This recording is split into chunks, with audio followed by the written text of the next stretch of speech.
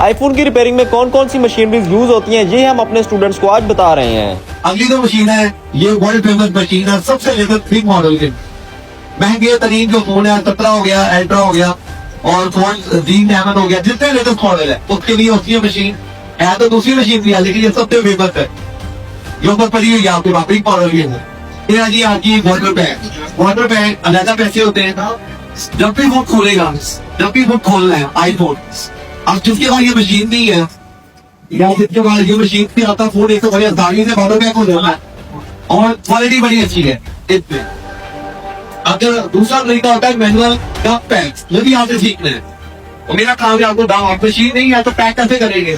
Customer ने कहना भाई मुझे वाटर बैग चाहिए, अब आगे 1 लाख रुपए की मशीन आएगी, चलो कैसे होगा, सीखना है या नहीं सीखना। अगर आप ऐसी जदीद तरीन और लेटेस्ट मशीनरीज पर मोबाइल रिपेयरिंग सीखना चाहते हैं तो विजिट करें Punjab mobile repairing and training centre.